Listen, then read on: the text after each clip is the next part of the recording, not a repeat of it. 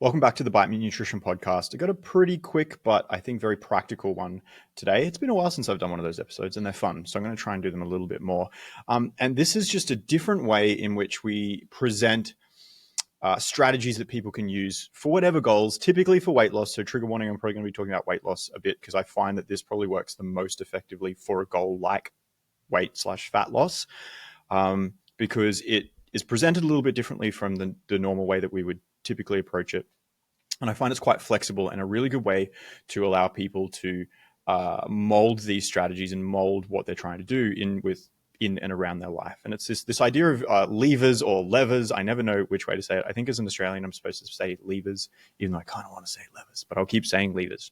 And basically what we look at, or we talk about the strategies that we're going to use as levers that you can potentially pull on any given day. And I like this kind of framing and this framework because it gives you a lot of flexibility, right? On some days, you might pull all 3 levers or all 5 levers. To be honest, actually 5 is probably too many. We typically cap it at 3 because, you've only got so many things that you can work on at a time. So at any given day, you could pull 0 to 3 levers, right?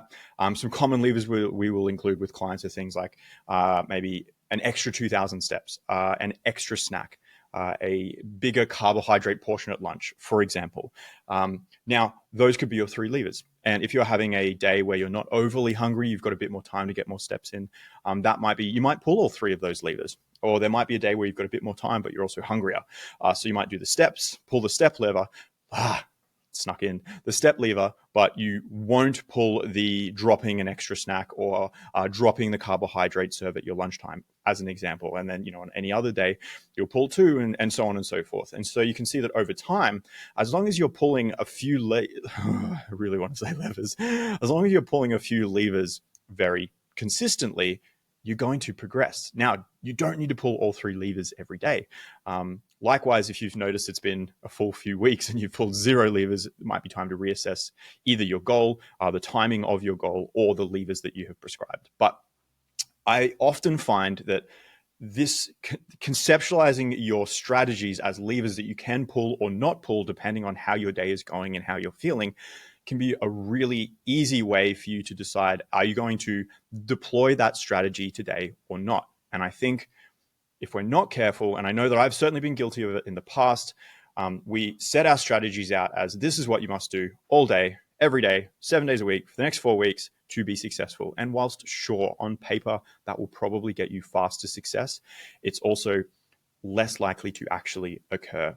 So if you've been struggling and you've been focusing on, I need to do these core things every day, instead, try thinking of them as levers that you can pull. Now, what is really important to make this work as well is to make sure that a day where you have pulled 0 levers or 1 lever is just as positive in your mind as a day where you've pulled 3 levers. We want to, as much as possible, be quite neutral towards the pulling of these levers and really just let how your life and how you're feeling that day dictate which levers you're pulling, rather than this kind of guilt or this feeling of, I must do these things. That kind of defeats the purpose of it. So try as much as you can to have that neutral view, unless, like I said, you're a few weeks in and you've still pulled 0 levers. That's probably an indication of a bigger problem that you should assess.